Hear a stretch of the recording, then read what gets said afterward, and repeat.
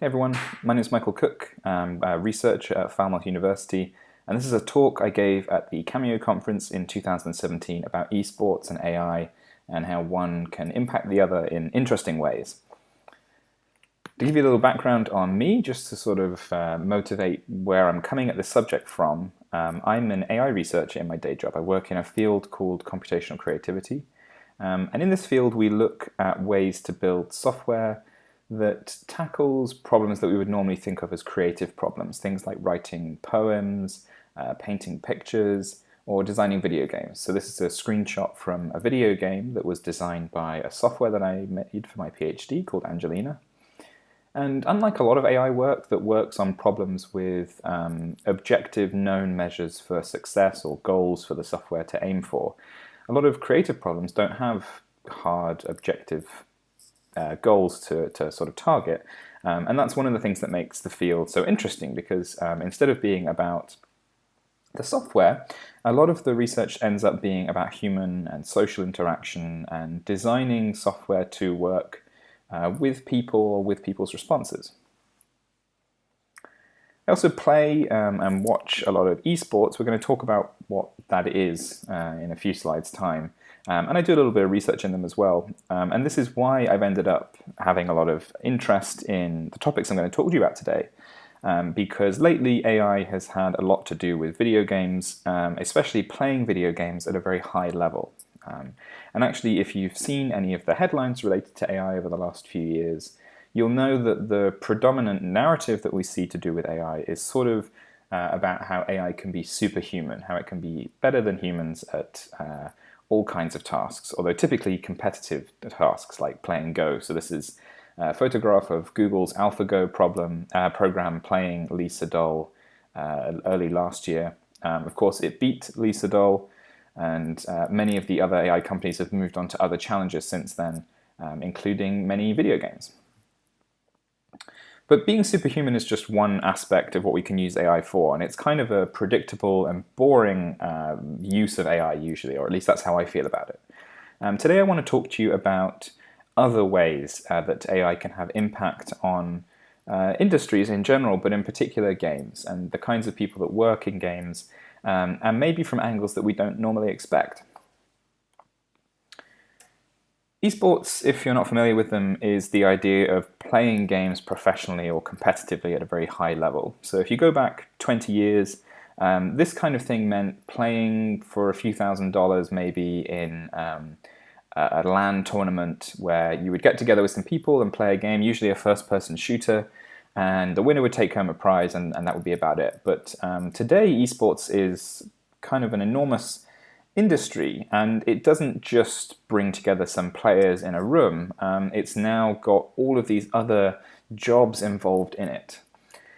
So the players are part of big teams, and those teams employ managers, coaches, physical therapists maybe, analysts to sort of help them improve their game. They've got sponsors, and they're supported by these bigger parent organizations that might run multiple teams. Game developers now build games angling towards them becoming esports. It's no longer something that happens entirely by accident, although often it's very hard to manufacture one directly. But then they go on to work with tournament organizers, teams that do production for them, even entire broadcast studios dedicated to esports. And these esports studios will employ their own creative talent, production teams, development. They've got a lot of technology, a lot of social media, and then you've got these other industries that are springing up alongside esports, like the gambling industry has moved into esports in a massive way. So there's a lot of unregulated and kind of grey area gambling going on professional video games. There's a lot of big merchandising stuff, players endorsing stuff and stuff being made about players. You can buy shirts that look like the kinds of shirts you would buy with your favorite footballer's name on them. And journalism, like dedicated websites just talking about esports, have sprung up. So this is not just something that's reported on by the mainstream media occasionally. It's something which has its dedicated wing of journalism that just reports on it and the drama that's associated with it. So esports is huge, and a lot of people are now involved in making even a single event, a single professional event happen. I want to talk to you about one esport in particular today. It's called Dota 2. It looks like this. And as esports go, it's one of the more complicated ones. There are a variety of games played as esports. Some of them are shooters, some of them are fighting games. Dota 2 is what we call a MOBA, and it's quite complex. But I want you, like, if you've not come across these things before, just don't worry about it. Let it all wash over you. This talk isn't really about the esport, but I'm going to show you, I want you to get a flavor of the complexity involved, just so that you understand that even though these things are big and popular, there's also a lot going on inside them, and that will explain why some of the jobs that we're going to look at later actually exist and why AI might be relevant here. So the way Dota 2 works is you have 2 teams of 5 people, and they each pick a hero from this cast of 110 heroes, and all of these characters have their own unique strengths and weaknesses, their own abilities, their own impact on how the game plays out. You can't have any duplicates, but there's still like a massive combinatorial space here of all the different possible teams that could face off against each other. And on top of this massive selection, the game is constantly being updated by the developers, so abilities are changing slightly, numbers are being altered to make some heroes stronger and some heroes weaker. So this space is already massive and adapting all the time. Every game takes place on the same map, in kind of the same way a football pitch is always the same. It never really changes.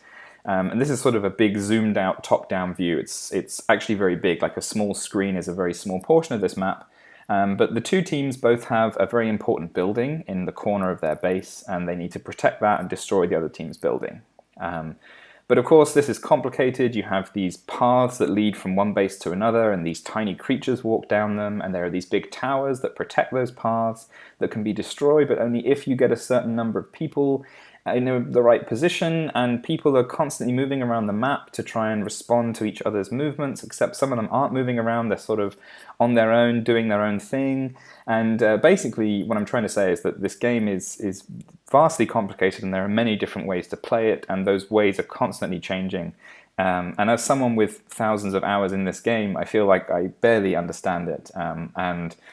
It changes rapidly even if you take a month off from it. So this is a game of enormous complexity. And yet, despite this, it is still something that people watch like you might watch the Super Bowl. And this is Dota 2's Super Bowl. This is the International, which takes place every year in Seattle, Washington. This year it took place in the Key Arena Stadium. This is that during the grand finals. And it's been going on for 7 years now. And each year it's grown in some way or another. So this year, 18 teams came to Key Arena, and they played for a total prize pool of $25 million. Most of that was funded through sales of tickets or digital products. And at peak, viewership was almost 11 million people. 10 million of that was from China, and obviously many viewers tuned in throughout the 10 days that the event took place, but that was the peak was around 11 million people. So you get a feeling for just how passionately people feel about this game. Even though it's so complex, most of them will never get close to understanding it at the same level as the top players. There's still something exciting about watching people who are good at it play it. And so the International is not just the center of the Dota 2 calendar, it's also one of the most important esports events in general. Dota 2 is probably the biggest esport in terms of prize money being given out, and it's very close to being the biggest esport and a lot of other metrics as well.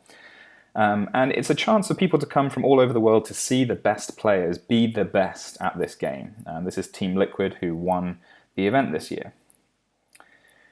Now, we talked about AI so far, and we talked about esports, and something curious happened at this year's International, which was during one of the sideshow events after the main matches for that day had been played out. They brought on a very famous player called Dendi, who used to be regarded as one of the best players in the world, and they had him play a show match against an AI developed by the private research lab OpenAI.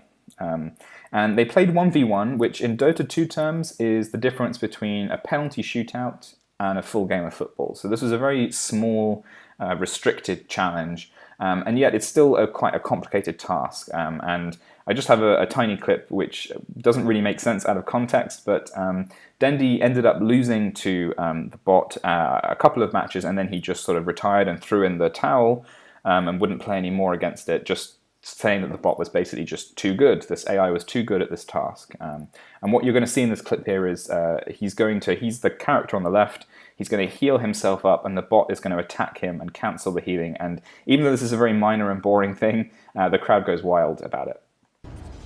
This guy is scary.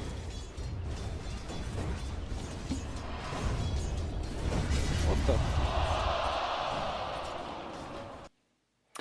So even though I mentioned that this is not as hard as playing a full game of Dota, it was still an interesting milestone. It was kind of a surprise. No one really knew they were working on it, and obviously Valve kind of endorsed them by putting them on stage in front of millions of people. And yet, I'm kind of left with this feeling that applying AI to playing Dota in this way is probably the least interesting thing you could use AI for. And the reason is, as I've been showing you, the International is a huge event, and people come from all over the world. They pay thousands of dollars, they save up all year, so that they can come and see their favorite humans compete in this event. And they have a personal connection. It's more than just being impressed at how well they're playing. So I'm not interested in how AI can change the lives of players or the audience in this sense.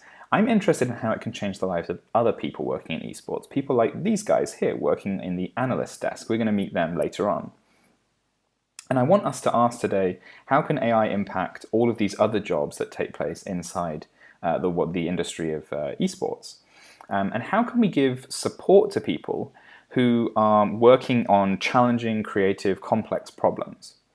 And how can we do it in a way that maybe doesn't impact their jobs negatively, but instead helps them? Like, what are the ramifications for using AI in this way? And we won't go too deep into things, but what I want to do is just give you a flavor of a couple of areas in which this happens, and talk at a kind of a high level about the things I think that AI could do in this space. And at the end, I've got some links for you to some resources, and I have written some papers that go into some of these ideas more deeply, but we'll try and keep it light, or as light as I can. So the first people I want to talk to you about are these people here. They are casters, or as they're often known, commentators, just like you would have in any other sport. The chap on the right is David Gorman, who is a play-by-play caster. He's been working in the scene for many years, and the guy on the right is David Zhang, better known as Luminous, who also is a caster, but more of an analyst. And to break down the difference, you may have heard some of these terms in other sports, but the role of the play-by-play caster, LD, or David on the right there, is that he's describing what's happening on the screen and kind of weaving it into a narrative, making sure that people are paying attention to the right events and kind of getting them motivated and excited. And we're going to see a clip in a minute of one example of how he does that. David Zhang on the left, as an analyst, he's there to fill in the blanks. He's there to give context to the things that the play-by-play caster is pointing out, and he's providing facts, he's providing insights, sometimes he's providing statistics. Often analysts are ex-professional players, but not always. Sometimes they're just very, very talented and skilled at one particular aspect of Dota. And although it's not the case at the International, sometimes casters are also responsible for controlling the camera. And that is massively important in Dota 2, and I'll explain why in a minute. But basically that means that they're affecting what all of these people watching are seeing, as well as describing what they're seeing as well. So we're going to see a clip now. It's from this year's International, and there's a big team fight about to happen, which means all of these players are getting together to fight off. And you're going to hear the two casters sort of play off each other. You'll see the emotions rise and fall. Don't worry too much about the jargon, but you might hear them talking about a boat that hits a lot of people all at once. And you might also hear them talk about a Roshan pit, which is the area of the map they're in. This is giving them time. The Bat Lasso's cooled down. The RP not available. Scan does hit the LGD. They have the boat ready. Healing Ward poking in and out of the pit. LGD know this is happening. Do they contest? Storm to the north. Sven going straight in.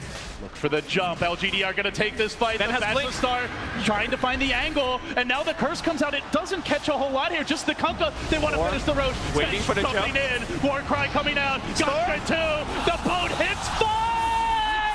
Age is stolen by 11. They're going to keep chasing him down. Flying ends. He's going to go down. Jerax, he's X-Back. He's in a torrent. He's going to be dead.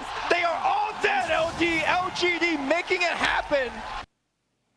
So you can see the energy there at the pivotal moment in the match where there's a lot going on, and they're drawing attention to certain things. There's so much going on. Like, if you've not seen a game of Dota before, it looks like a mess. But even if you have seen a game of Dota before, there's too much going on to pay attention to everything. So they're drawing your attention to things which are really relevant and exciting.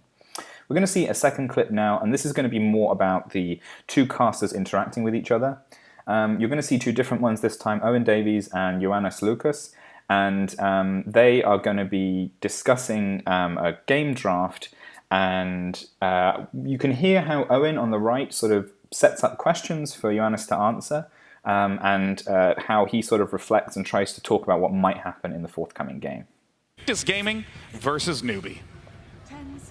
Thank you very much, Day9. And indeed, this is going to be absolutely incredible. We've got these two teams here in the upper bracket. IG, Newbie, the picks are out. Newbie finishing with the SCCC Sniper. I mean, the panel seemed to like it. Are you Peter was happy. Peter was indeed super happy. He's been waiting for that hero for quite a while, it seems like. I'm pretty in agreement, too. I like overall what Newbie's got. They've got a good vision heroes to track down the Monkey King. It's all about the case. If the sniper is able to survive in the laning phase, though, I think the Monkey King can actually punish very heavily with the Veno if he steps out of position a lot of the times. So we'll see how they're going to be able to make these two drafts work versus each other. IG's has good amount of team fight. Newbies is lacking a little bit on that department. So as long as they pull out in the lanes, they get those early blinks on the Ursa, the puck, they should be good to go versus what IG's got. And we saw a few bans targeted towards Burning's hero. At the end of the day, Yeah. fifth pick, he gets himself the Phantom Lancer. Again, looking towards IG's side. A strong finisher from them as well. Yeah, they don't really have good ways for the illusions. Of course, once the sniper starts to get online, it can be a problem for him. But Ursa does not deal well versus illusions, just like the panel mentioned. So we see there them talking about the decisions that have been made by two teams and how it might affect the upcoming match. And we're relying on the analysts to provide a lot of information while the play-by-play caster kind of directs the conversation. So what are the challenges here and how can we help? Well, even though we didn't see it here, the control of the camera is extremely difficult. So in football, there's something to focus on. There's a football, and even though there might be interesting things happening elsewhere, you generally know roughly what you're supposed to be looking at. If you remember back to the map of Dota that I showed you before, it's a very big map, and at the start of the game, there are things happening everywhere. It is really hard to tell what is the most relevant thing to show to the viewer rather. Now, occasionally we have dedicated observers who effectively act as camera people, but they are few and far between, and many of them are quitting the job because they end up being overworked. So for casters, they're trying to do this linguistically creative thing, and they're also trying to control the camera and think about what should be shown to the viewer at the same time, which is really, really hard. So it would be really great if we could use AI to direct the camera automatically. And some people have begun looking at this kind of thing. So there's a thesis by a guy called David Fang, and he has looked into how to automatically focus on the most relevant things happening in a match. And related to that, there's been some other research to look at can we predict what's going to happen in the next 15 seconds? So is something important going to happen on the other side of the map? If there is, maybe we can just notify the caster that they may want to look over here in a few seconds so they can finish up the thought they're on and begin to move over. There are also more complex and weird challenges going on here. So a lot of casting is about wordplay and picking the right turn of phrase at the right moment, coming up with a famous line that gets written to casting history forever. Lots of casters report that they work in their spare time on their vocabulary, trying to get rid of words that they use too often, or trying to inject new words or phrases and memorizing them to remember to put them in at the heat of the moment. And this is the kind of thing that we can assist with. We can have AI systems giving people reports on their performance at the end of a match, reminding them of things that they did too much or too little. And we can even look at things like wordplay. We have some people looking at linguistic creativity, topics like humor or metaphor generation or analogies. Someone like Tony Veal, who's a colleague of mine, does some amazing work on finding metaphors in language and understanding them, and as a result also creating humor in with language as well. So we could imagine tools that pull up ideas that they've had for things that could be said. Often there are plays on the names of players or the names of teams, and even though that seems like such a weird thing to have for a caster, to have a recommendation of a phrase that they could use, it's that kind of thing that might be inspirational or help them improvise during a match.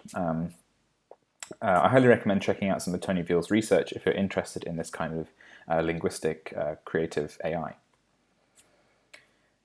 There's also the challenge of getting all the data in one place, and this is difficult for both analysts and play-by-play casters.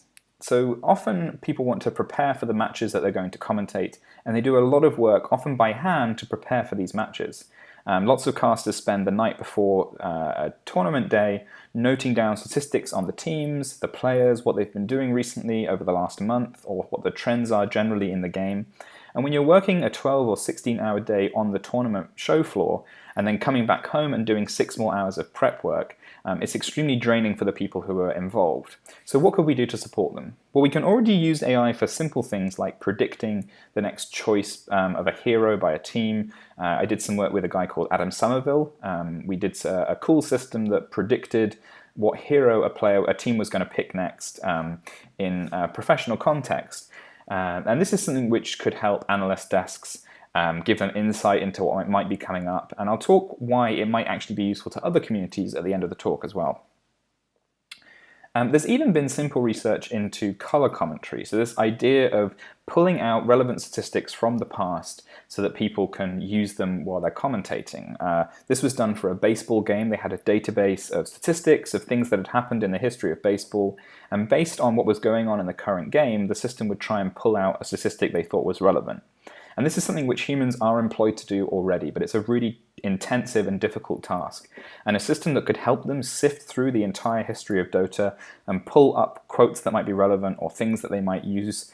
And then a human can curate them and decide which ones should actually end up on screen or on the broadcast or with the casters.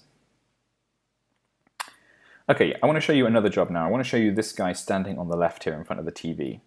And this is a called the Weatherman segment, and it's been at the International for a couple of years now. That man is Kevin Godek, better known as Purge, and he is an analyst, YouTuber. He trains people to play Dota 2, and he's generally just well known in the community and pretty well regarded. And Kevin will produce these 1 or 2 minute summaries of the game at the end of each game in the International with little clips, and we're going to see some annotations in a minute. I've got a video clip for you where he'll describe what happened during this thing, or try and give an explanation of the narrative of the game. And the technology was basically built by him and one other person a couple of years ago at the International 2015. They had this big touchscreen TV, and they built this interface that allowed them to present these segments, and it's rapidly become one of the most interesting segments at the International. It's been adopted by other broadcasts, other tournaments inside Dota, and this all came out of a couple of people experimenting with some technology. We're going to see a clip now. He's going to talk about a game between 2 big teams, and he's going to focus on one particular team fight and try and explain to you the positioning of heroes. He's going to talk about one hero in particular called Magnus. So you might want to try and listen out for that and hear how he's discussing the position of heroes on the screen. And I gotta ask Purge, I don't even know what clip you choose, man. I could use any fight that happened. They were all amazing. They're all super close, but yeah, they were all really great. The one that I did end up grabbing was the Bot Rax fight. Now, the cool thing about this was we're 43 minutes into the game, less than a 1K gold advantage for LGD. It was that close, and really OG's win condition, like the panel pointed out, is Magnus. He's looking when his opponents are as grouped as possible, and usually when you're going high ground, it's kind of dangerous because it kind of funnels you into this area where if you get too clumped up here, you're going to end up going down. So his job is basically to look for those opportunities and try to get the RPs if possible. But if he doesn't have those, what he can do instead is end up skewering one person really far away from their teammates, which buys their team some time to do damage. Now again, because the Magnus is really important here, the Batrider is looking for him if possible. He wants to get some vision on him, jump on, and disable him. And if he can grab him with his lasso and follow that up with stuns, they can kill Magnus, which then disables any potential of him getting an RP off. But the crucial thing that he just did was the Echo Slam came just a fraction of a second too late. If that hits, he stays stunned, possibly dies, but he gets the Yules off, which means that after his Yules ends, he's clumped up around his enemy heroes because they thought that they had this kill opportunity.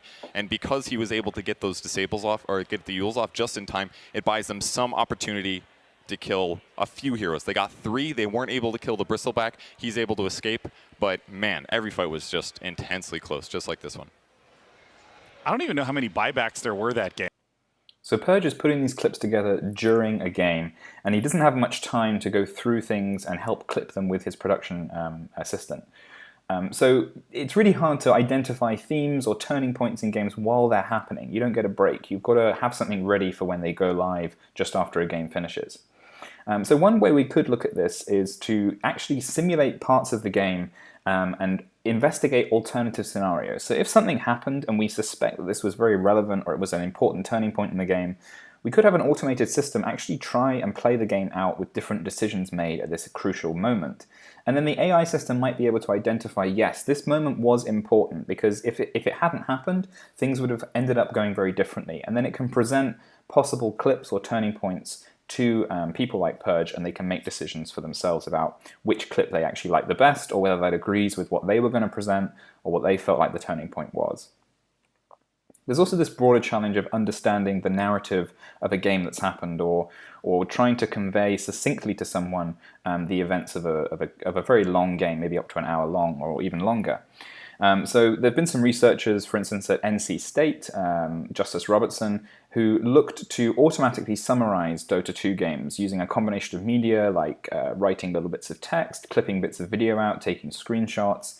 And there's a really nice poster which I've put at this tiny URL. I think the link's also on the last slide, where they look into, where they show you some examples of their summaries, and they basically use some research from story generation as well, I believe. And it's a really neat application of that work to present a narrative for a sports match effectively.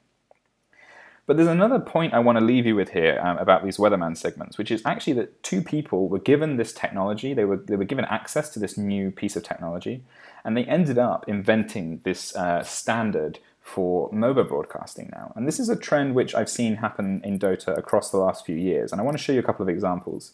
So back in 2013, a broadcasting studio called Beyond the Summit introduced these overlays that would pop up an image on screen whenever a hero bought an item. Because otherwise you can't tell when this has happened without the camera person clicking on the hero and showing you that the item exists in their inventory. So this automated system would show you, oh, something important has happened, this person has reached this milestone. Shortly afterwards, Valve implemented this thing in the game themselves, so it's now an official feature. And even though they never said why it ended up in there, it was obviously because this studio had pioneered this new idea. They'd had to code it as an overlay to their live stream broadcasts, but Valve had actually ended up putting it directly in the game code. A couple of years later, Beyond the Summit do a similar thing. They write a much more complex piece of code this time that compresses a long engagement, like a team fight like the one that we saw earlier, and it calculates how much damage was done, what skills were used, how long it took, who won, who lost, and it produces this on-screen summary that condensedly shows you what happened in the chaos of the last 1 or 2 minutes. And sure enough, this is now a standard within Dota. It's been embedded inside the game by Valve, and pretty much every professional game of Dota 2 you see, this fight recap will be used maybe a dozen times in every single match. It is absolutely vital, and it came out of some experimentation, some R&D by a small eSports studio just looking for new features or new things that they could do with technology. And there's other examples here that I won't go through now. So why is it important to get AI in the hands of these people, and what can we do with it? Well, there's 2 big takeaways I want you to have here. The first is that we can raise the bar. So we can support these people who are looking to experiment, people like Purge, people like David, the Davids here, and we can give them tools that help them be even more creative. We kind of amplify their creativity, we amplify their ideas and their efforts, and we provide them with software that can let them do more with what they already have. And by focusing on creative problems, we can try and support people doing their work rather than replacing their labor. So one of the nice things about focusing on creative problems is that they tend to resist this effect of replacing the human. Most people tune in to esports broadcasts to see the people involved in the process. And that's not just the people on camera, but also the people in production as well are often well known in these studios. And so by focusing on supporting their creative work, rather than replacing manual human effort, we end up working on problems that perhaps have a more positive takeaway and are perhaps at less risk of just outright replacing people. So this is the raising the bar thing. This is sort of designing software for the people who are kind of at the top of the esports industry. But there's also another impact that we can have. There's another takeaway. We can lower the barrier to entry. So a lot of the tools that we've talked about today are useful for people at the very top because it sort of removes some of the pressure on them. But for people trying to produce grassroots communities elsewhere in the world who may not have the budget or may not have the manpower or just may not be able to compete with bigger tournaments in terms of how flashy their production value is, we can give them software that can help them produce these events and run their teams and run tournaments. So if you don't have the funding to have someone to control the camera manually, if you're just starting off as a commentator and you're struggling to do it yourself, if we can provide you with an AI system to control the camera, it takes the pressure off you and it means that you can focus on doing your commentary. And this is really important because as esports has grown, the kind of wealth and power and influence has consolidated itself into a few small areas, mostly America and Western Europe. And what that means is that other regions like the Middle East struggle to put together big tournaments, they struggle to get exposure, they struggle to build professional scenes because people are more interested in watching things like the International. So there are still some risks involved. We're still ultimately designing AI to imitate human behavior, and that means we might end up impacting their work. But as I've mentioned, there is something in this thing of targeting creative problems. In my experience in computational creativity, kind of resists this effect of replacing humans because people want humans in creative loops. They don't mind technology assisting them, but they want the human to remain there. And I think that's really valuable and interesting. There's also this issue of like, who is going to actually undertake this research? So people like OpenAI often have a mixed background in terms of actually being open, and it's not necessarily in Valve's interest to open this technology either. But fortunately, a lot of these problems that I've described today are not very appealing to solve. They're not very profitable and they're pretty difficult. So there's a good chance that no one will be rushing to do it anytime soon. And the other good thing is that actually the same community that has innovated and produced cool things in the past for the esports community is still doing so. And there are websites like DatDota, which is a huge database of every single professional game that has ever happened with statistics compiled on them, run by friendly people. They actually helped us out. They co-wrote the paper I wrote on with esports with us. And they will help people do this kind of work, which I think is really exciting. So to summarize, I think creative tasks in general are really exciting to apply AI to because I think they value the human aspect of the work, but they still offer ways to relieve pressure and help amplify people's creativity. And at the same time, we can also elevate the people at the very bottom of the ladder and give them new ways to support themselves and grow their work and maybe get more exposure and impact. Thanks very much for listening. If you want to get in touch with me, I'm always on Twitter at MTRC, or you can find out about my research or my game development work on either of those websites. I've clipped out some important bits of information that you might find interesting if you want to look more into Dota 2. Some of the Weatherman segments I've put into a YouTube playlist if you want to see some more examples at that URL there.